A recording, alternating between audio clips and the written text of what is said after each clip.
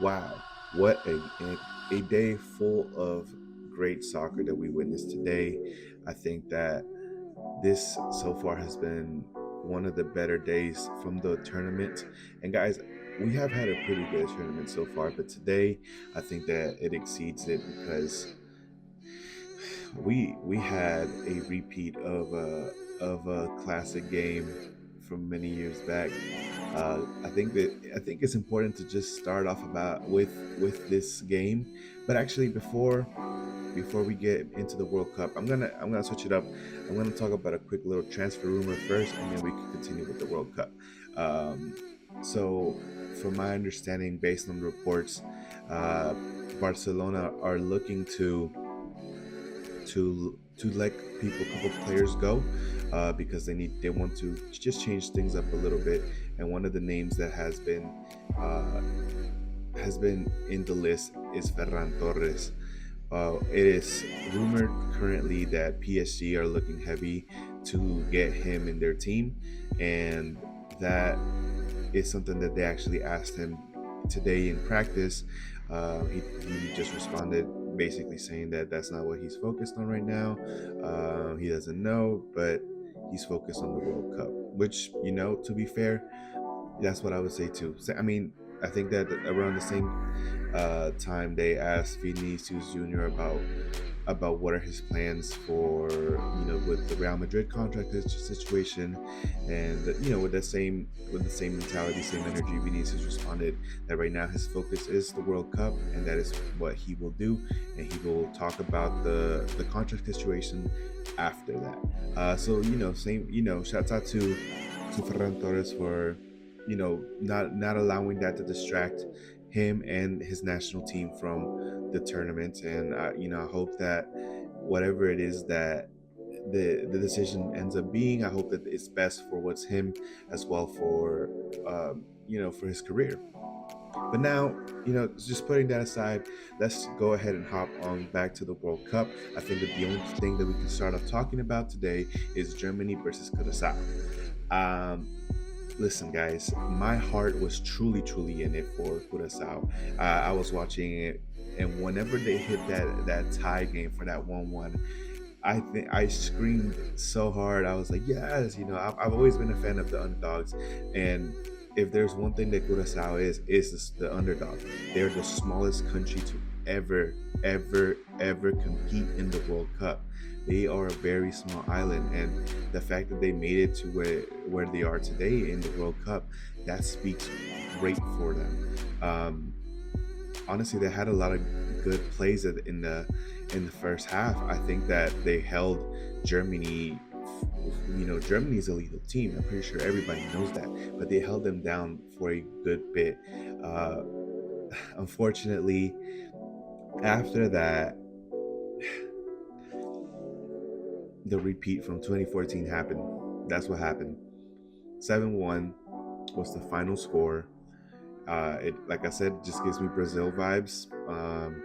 We had goals from Mecca, Slaughterback. We had two from Havertz, Wirtz, Musiala, and Bunda and Bunda. Sorry, and Brown, which is actually a player to keep an eye on. I think that the reports that he will be joining Bayern Munich really soon, and I'm pretty sure that scoring a goal in the World Cup is definitely something that is gonna get you there faster, right? Moving on, guys. Ecuador versus Ivory Coast. I need to take a step back here because truly, truly, truly, I did not know that about Ivory Coast. I apologize, Ivory Coast, Cote d'Ivoire. I misunderstood your game because I had already taken them out of the picture. I didn't I didn't expect them to do much in this tournament, but wow, they held down Ecuador, which if you look at the eliminations from South America, they were ranked number two. They are actually one of the bigger teams in regards to size, strength, fitness wise in South America. But whenever I watched them play against Cote d'Ivoire, my goodness, I was like, these guys are tiny compared to them.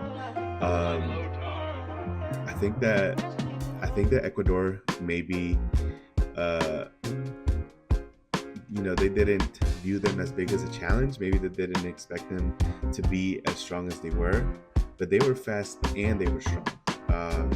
I would say that the standout players for Cote d'Ivoire were Diomande, he was the right wing, Singo, and of course Diallo, the one who scored the goal. That was, yeah, it's very unfortunate. I was going for Ecuador, but it was a pretty back and forth game. I think that both teams had a lot, but in the second half, Ivory Coast definitely shut down more of the offensive players from Ecuador. They didn't really give them too many chances. And to be honest, Ecuador, those two first half posts, the shots to hit the post, that was crucial for them. And I'm hoping that in the next game they're able to refine those things, right? Yeah. Unfortunate for Ecuador, but Ivory Coast, I applaud you. Yeah, let's keep going, guys. This is a game that the following game is the one that I was actually super excited about. I'm a big fan of Japan. I've watched them play. They actually they're so fast in the way that they play. I love the system that they have, and they went against Netherlands, which for many, Netherlands was kind of the team that was going to disappoint.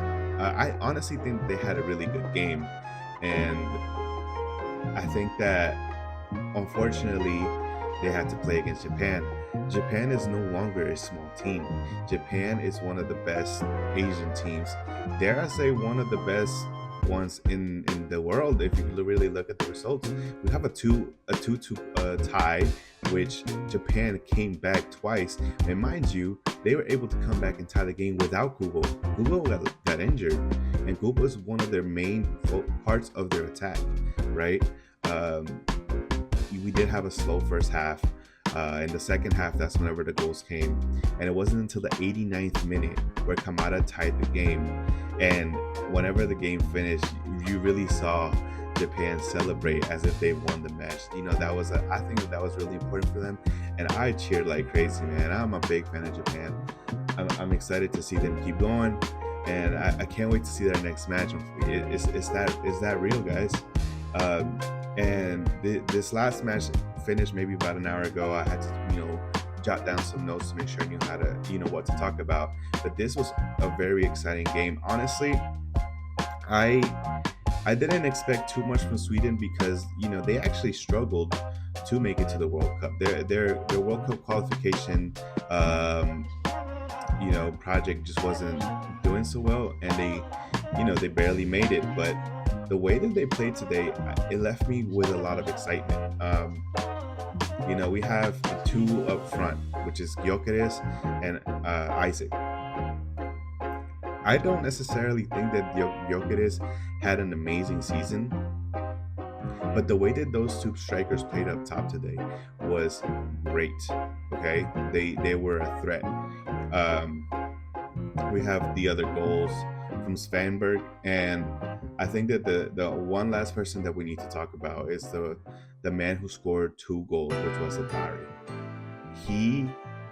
If for those who are not aware, whenever he scored his first goal, he didn't celebrate it in respect because he's actually half Tunisian from his dad's side. His dad is from Tunisia, and he didn't want to celebrate that because out of respect, because he was born in Sweden, mind you, so he had the right to choose to play for Sweden, but he does have Tunisian blood.